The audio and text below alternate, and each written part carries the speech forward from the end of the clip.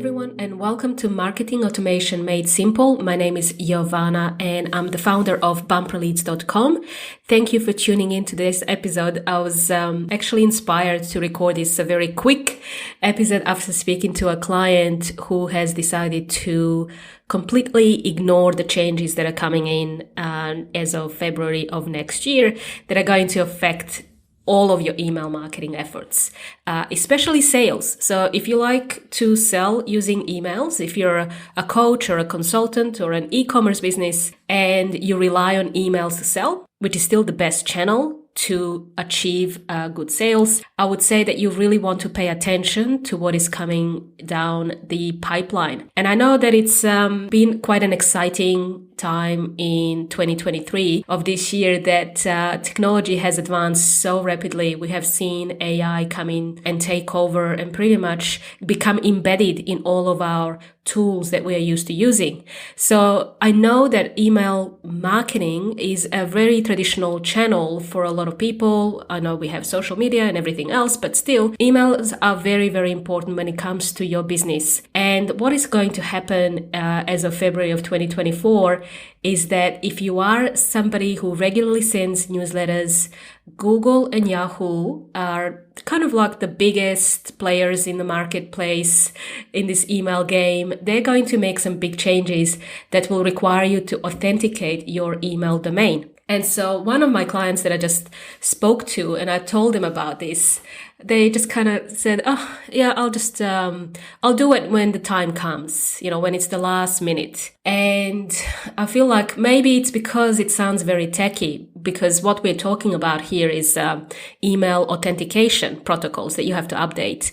And that's something that if you are in the marketing space, you would be doing this as a standard practice for all of your clients. But if you are just managing emails on your own and you have a platform that you manage yourself and you send newsletters, especially if the volume is high, over 5,000 contacts that you have per month that you send emails to, then, this is quite an important update that's going to come in February of 2024. And so my gut reaction is to scream, no, don't wait, because there are so many variables involved in ensuring that your emails get opened. And when it comes to email authentication protocols, it is number one crucial thing that you have to do to manage your email deliverability. So if your business relies on selling products, you could essentially, like what we had, perfect example is Black Friday sales. If you were to lose sales on Black Friday, that can happen if you don't update your email authentication protocols. And normally what this means is that usually you would take about 3 months to recover from lost revenue. If you are obviously a business that relies on emails to sell, if you will see naturally a reduction in revenue hitting or not hitting your bank account. But yeah, you will see a reduction in revenue, and that doesn't sound like fun to me. So my advice to her was to start planning for this change today. Technically speaking, we have about 3 months to get ready. So we are now in December, so if you haven't done this already, I would encourage you to start thinking about updating your email protocols, and that usually takes about 5 minutes. I always say 5 minutes, but every time we do this for clients, it's almost as if it's a new case, a new thing that we have to learn with different hosting providers. Sometimes different situations, like if the client has a hosting provider that is a white labeled solution from their own website developer, that can also cause problems to update basic things that I'm going to share with you today on this episode. But the sooner you do this, the better. Why? Because every time you change from one email authentication to another, and this is like imagining yourself changing from MailChimp to ActiveCampaign or MailChimp to HubSpot and all these type of platforms, these ESPs, email service providers, need some time to gather all the data. So these guys are Yahoo and Gmail and Hotmail, Outlook, I should say, because Hotmail kind of shows my age. I still use Hotmail for my personal emails. But, these guys are requiring that you verify yourself as a credible domain. So you can no longer rely on a shared server. A shared server is if you just sign up to MailChimp, sign up to HubSpot, and just start sending emails.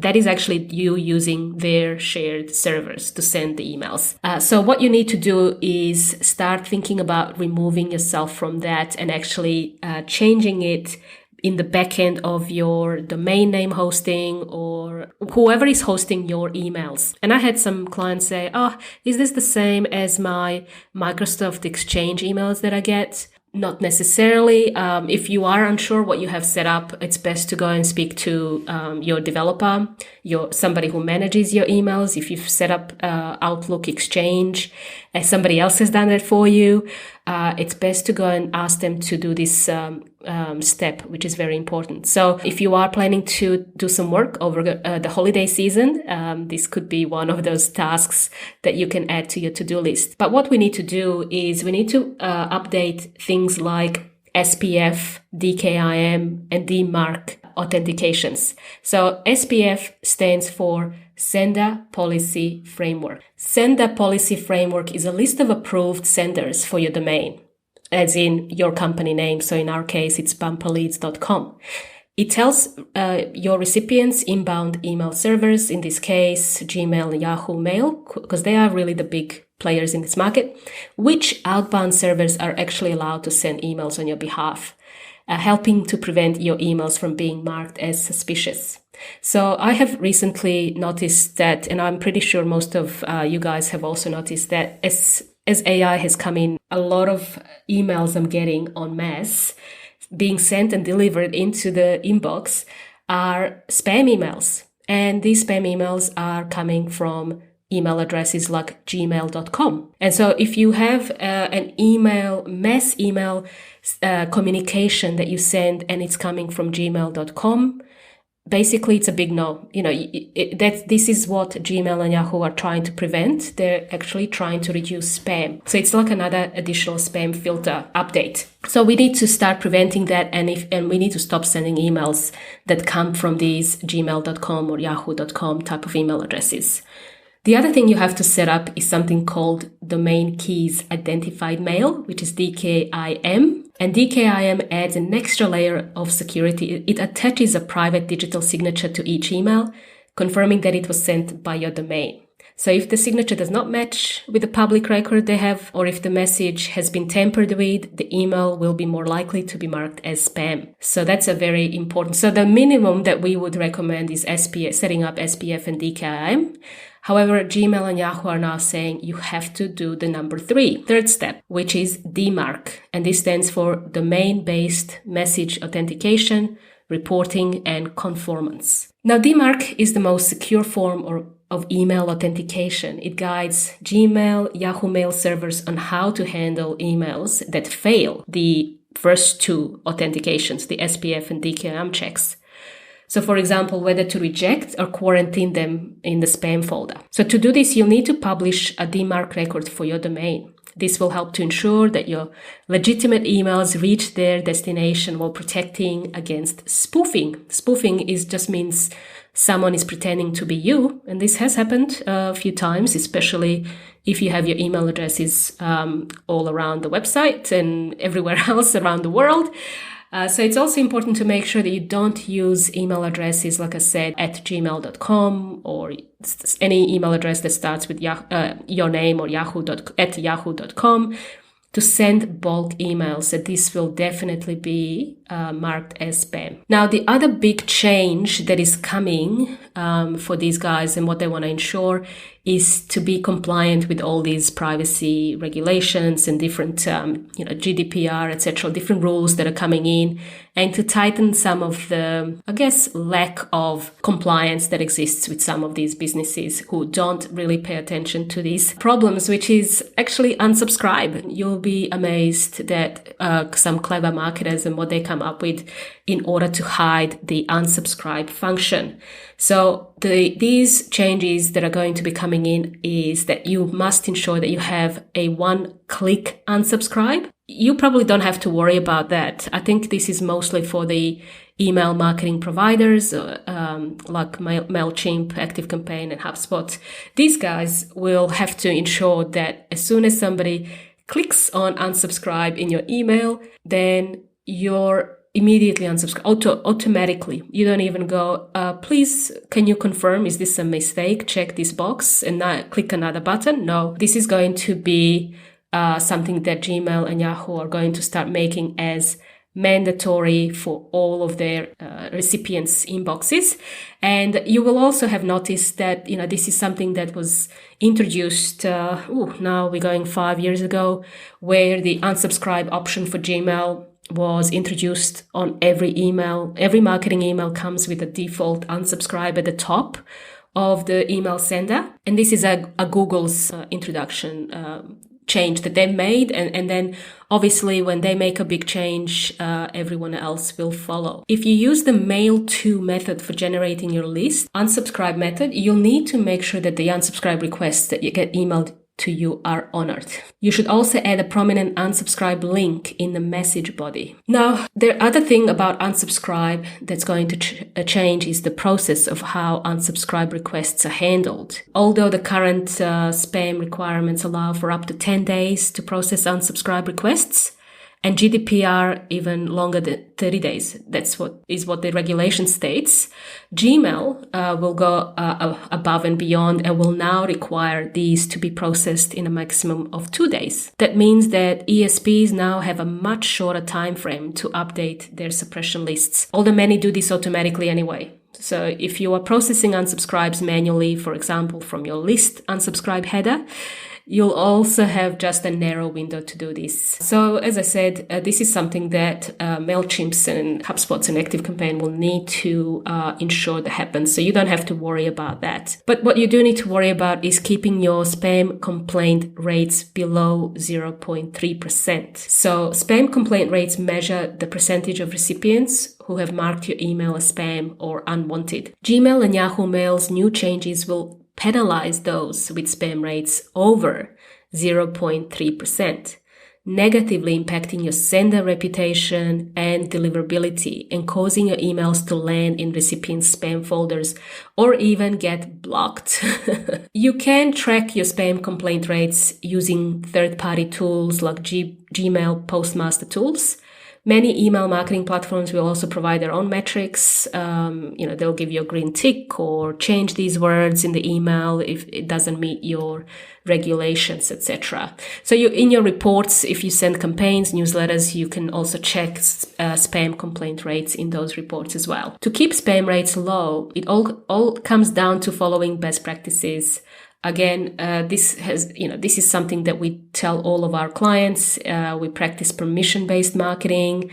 So we only want to add people into a database who opt in via an enticing offer that you have on your website, whether you communicate with that verbally in the networking setting. You can add and get permission verbally from that person. You can add them into your database. You really have some kind of permission to send them marketing emails, offering quality content and only sending relevant emails that they're interested in.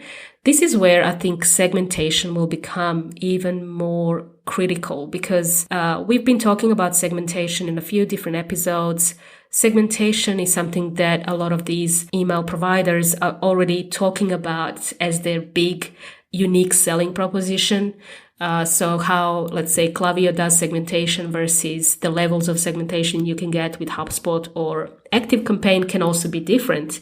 So if you are looking to pick the right platform, segmentation is a feature they seem to sell and push hard on. But that's because using segmentation has extreme benefits, really good benefits for your email open rates, for good sentiment of your database. Your subscribers won't be marking you as spam, so you're going to keep your spam complaint rates low. And 0.3, it is, it's a hard number for some big databases to reach. I used to think 2% was like a benchmark. And if you have reached over 2%, usually you will get a human being, contact you from any of these email marketing platforms and actually say, can you please explain what you're doing? Because it is important to protect your domain name reputation.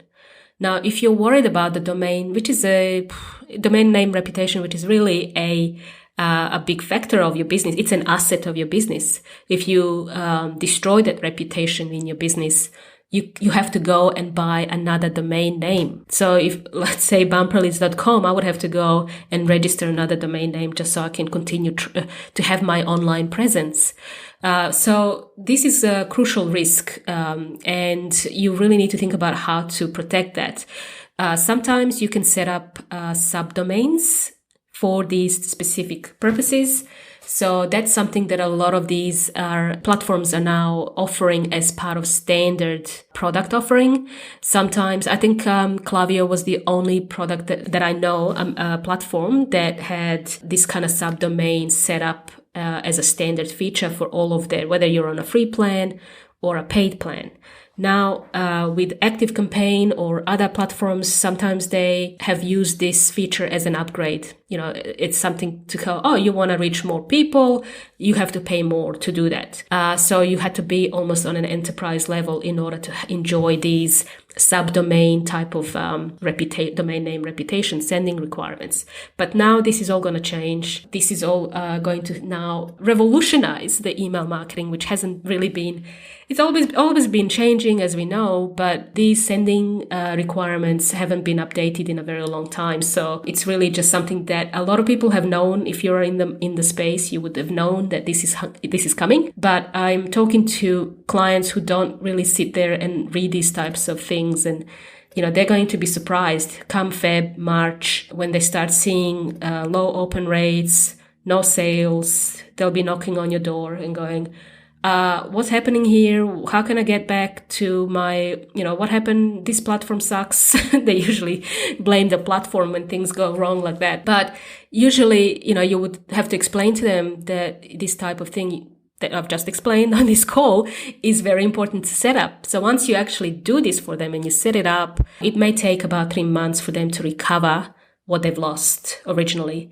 And what we want to do is actually improve those email open rates. And so if you set it up today, at least you're going to be training your platform and these ESPs to expect emails from an authenticated domain name source. And you are going to be setting yourself up for success. Now, this also happens. This is not just because Google and Yahoo are changing. If you've been in the digital marketing world, you would have been doing this anyway for clients. And so why we would do this? Normally it happens when you want to change providers. So if you've been with one provider, you want to change providers.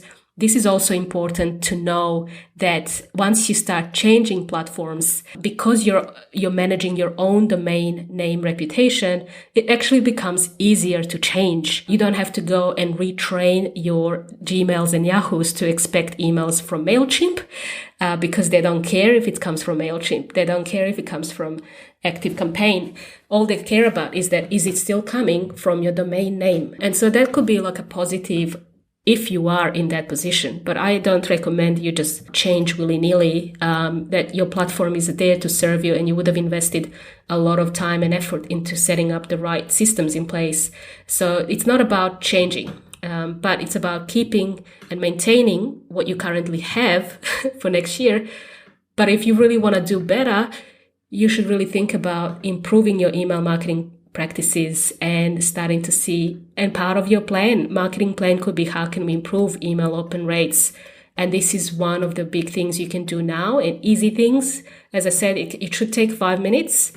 Different hosting providers have different rules and setups, and it can take some time to get it right. So if you have an IT person to help you, Do that. If you don't, you can always reach out to us at bumperleads.com, or you can reach out to your consultants that you work with or your digital marketing guys. They should know what to do. From our experience, I know that we're going to be having different discussions in February and March. So I really want to encourage people to start thinking about setting up DKIM, SPF, and DMARC to prepare themselves. Whether you do 100 emails a month, whether you do 5,000, 10,000 a month, it doesn't matter. This is really just another best practice thing that we have to do going forward with all of our brands that we have. Now, I'm sure you found this useful, so I have also attached our link below where we have written some more context around this. I've also referenced other materials that you could check out about this change, but essentially I really highly encourage you to start thinking about this, which sounds very unsexy, too techy, geeky, but you have to do it. And I would encourage you to start doing that. On that note, I want to wish you happy holidays if you're taking some time off. During December, I'll be away for about 2 weeks and then get back into add more interviews. I'm planning to do more interviews next year, and I'll be doing a few more things around sharing more strategy things that we do with clients. So next year, you'll be seeing quite a lot of different topics around strategy, segmentation, email deliverability, and all about artificial intelligence. And I've just recently seen there is a AI tool that can design emails. So I think this is all going to be part of standard offering for any of these email platforms, is to offer AI to help you create automations, create designs, not just content. So it's going to be a lot smarter. And I think this is going to improve a lot of these boring tasks that we do in email marketing. So on that note, all the best, and I'll chat with you soon.